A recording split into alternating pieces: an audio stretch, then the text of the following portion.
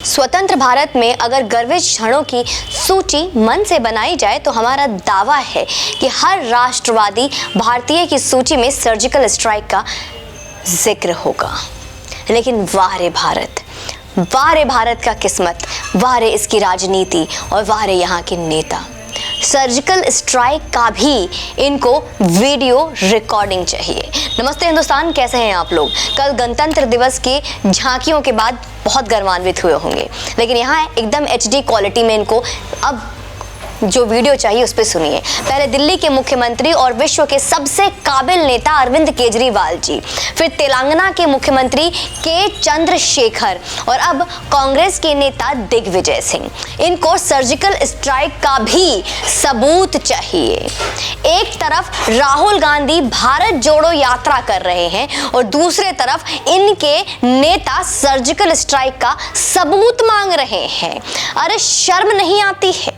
अपने देश पर जहां आपको फक्र होना चाहिए, गर्व होना चाहिए, वहां सबूत मांगते हो वीरता की। सोमवार को भारत जोड़ो यात्रा जम्मू पहुंची थी। उन्होंने इस दौरान सर्जिकल स्ट्राइक के सबूत मांगे और सर्जिकल स्ट्राइक की बात करते हैं कि हमने इतने लोग मार गिराए, लेकिन प्रमाण कुछ नहीं। और भाजपा पर झूठ की राजनीति करने का आरोप लगाया है। दिग्विजय ने कहा, केंद्र सरकार ने क्या कहा जरा ये भी सुनिए। केंद्र सरकार ने कहा कि हमने सर्जिकल स्ट्राइक में कई लोग मार गिराए, लेकिन इसका कोई सबूत नहीं है। बहरहाल सर्जिकल स्ट्राइक का सबूत मांगने वाले किसी भी नेता को, किसी भी, चाहे वो किसी भी पार्टी का हो, किसी भी नेता को अब बार बार परेशान और बेचैन होने की आवश्यकता नहीं पड़ेगी। अगर वे वीडियो ही देखने पर आमदा है तो बात अलग है, वरना उस वाक्य से जुड़े काफी सारे विवरण पूर्व अमेरिकी विदेश मंत्री माइक पॉम्पियो की आने वाली किताब में मिल सकता है। बौखलाहट हो गई? सुन के तसल्ली मिली? वीडियो को लाइक कर दीजिए, आगे सुनते रहिए। लो जी, अमेरिका से सबूत आया है। अपने देश की वीरता की सबूत आपको अमेरिका दे रहा है। असल बात तो ये है कि माइक पॉम्पियो ने भी भारतीय सेना के सर्जिकल स्ट्राइक का कोई विस्तृत विवरण नहीं दिया है। विस्तृत कौन कहे? किताब में ऐसा कोई छोटा सा भी विवरण नहीं है जिससे मालूम हो कि सेना ने किस तरीके से सर्जिकल स्ट्राइक की तैयारी की या सेना की कार्रवाई से पाकिस्तान या वहां पर जमे आतंकवादियों को कितना नुकसान हुआ।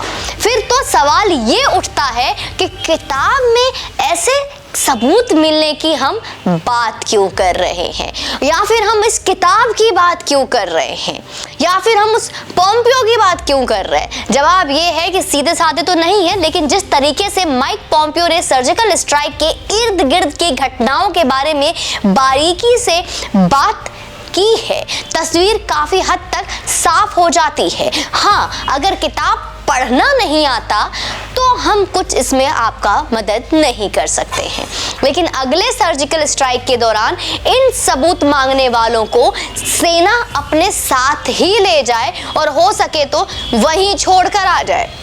किताब पढ़ने का सही तरीका ये है कि जो कुछ माइक पॉम्पियो ने बताया है उसे और उसके आसपास के माहौल को गहराई से समझने की प्रयास हो।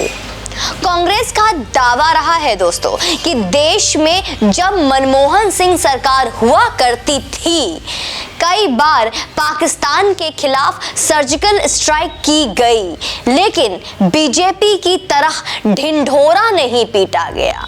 2014 में सत्ता परिवर्तन के बाद से पाकिस्तान के खिलाफ सेना को 2 बार सर्जिकल स्ट्राइक करनी पड़ी है। ये जानकारी भी सेना के तरफ से ही दी गई है, लेकिन उस सेना ने भी नहीं सोचा होगा कि उसको इसका सबूत हमें ही, हमारे ही देश वालों को देना होगा। सितंबर 2016 आतंकवादियों के उरी अटैक के बाद किया गया था और फिर फरवरी 2019 के CRPF के काफिले पर आतंकी हमले के बाद एक बार सर्जिकल स्ट्राइक हुआ था। जिनको नहीं पता है इन दिनांकों को याद कर ले। हमले में CRPF के 40 जवान वीरगति हो गए थे। और उसके बाद सेना ने पाकिस्तान के बालाकोट में जैसे मोहम्मद का नाम शायद उस वक्त खबरों में सुना होगा, मोहम्मद के ठिकानों को टारगेट किया था।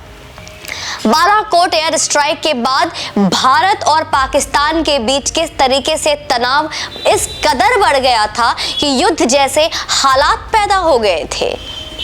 एयर स्ट्राइक के बाद पाकिस्तान की तरफ से भी हमले की कोशिश की गई थी दोस्तों। पाकिस्तान ने भी एयर स्ट्राइक की कोशिश की थी, जिसमें F-16 विमानों का इस्तेमाल हुआ था। पाकिस्तानी हमले की कोशिश को न्यूट्रलाइज करने के दौरान ही फाइटर प्लेन उड़ा रहे अभिनंदन वर्तमान सरहद पार चले गए थे। अभिनंदन का नाम तो याद होगा ना सबको, वो तो नहीं भूले होंगे। और पाकिस्तान ने किस तरह से पकड़ लिया था। बाद में हालात ऐसे बनाए कि पाकिस्तान को खुद ही अभिनंदन को वाघा बॉर्डर तक पहुंचाकर छोड़ा गया, उन्हें लौटाया गया। तब अमेरिका के विदेश मंत्री रहे माइक पॉम्पियो ने उस घटना के बाद की परिस्थिति का जिक्र करते हुए अपने पुस्तक में बताया है कि कैसे हिंदुस्तान और पाकिस्तान के बीच परमाणु युद्ध का खतरा पैदा हो गया था। माइक पॉम्पियो अपनी किताब जिसका नाम है never give an inch fighting for the America I love में लिखते हैं, मुझे नहीं लगता कि दुनिया ठीक से जानती है कि फरवरी 2019 में भारत पाकिस्तान की लड़ाई परमाणु विस्फोट में कितनी करीब आ गई थी। सच तो ये है, मुझे भी इसका ठीक जवाब नहीं पता है। लेकिन किताब जिन हालात में भारत और पाकिस्तान के बीच पैदा हुई परिस्थितियों के बारे में माइक पॉम्पियो ने बताया है, उनको अच्छे से समझना अब बहुत जरूरी है। माइक पॉम्पियो के मुताबिक तत्कालीन विदेश मंत्री सुषमा स्वराज से ही उनको मालूम हुआ और इस बारे में उन्होंने इसके बारे में पूरा लिखा है। मालूम हुआ कि पाकिस्तान ने भारत के खिलाफ अपने परमाणु हथियार इस्तेमाल करने को लेकर तैयारी शुरू कर दी थी। और यहाँ हमारे देश में बैठे हुए राजनेता हमारे सैनिकों के ऊपर सवाल उठाते हैं। माइक पॉम्पियो का दावा है कि सुषमा स्वराज से ही उनको मालूम हुआ था कि भारत की अपनी तरह से पूरी तैयारी कर चुका था।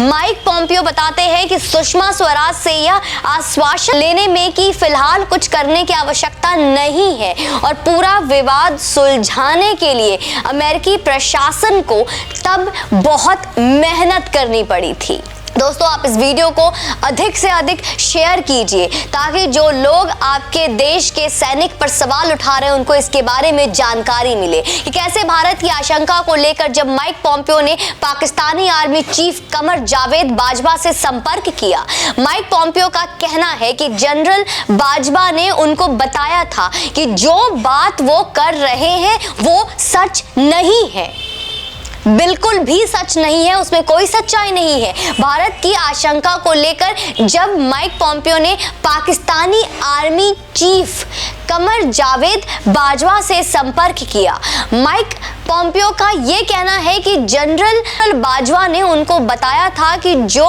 बात वो कर रहे हैं वो बिल्कुल उसमें कोई सच्चाई नहीं है। इससे आप अंदाजा लगाइए कि पाकिस्तान क्या कह रहा था, पाकिस्तान क्या कर रहा था और क्या माइक पॉम्पियो को क्या बताया। यह सब बहुत महत्वपूर्ण नहीं है। सबसे महत्वपूर्ण कहीं ये समझना है कि माइक पॉम्पियो ये बता रहे हैं कि कैसे भारत और पाकिस्तान के बीच परमाणु युद्ध की नौबत आ गई थी। और तभी सवाल यह भी उठता है कि दोनों देशों के बीच ऐसी परिस्थिति पैदा ही क्यों हुई और एयर स्ट्राइक जैसा कुछ हुआ था। ये तो कॉमन सेंस से भी समझा जा सकता है कि सीआरपीएफ के कैंप पर आतंकवादी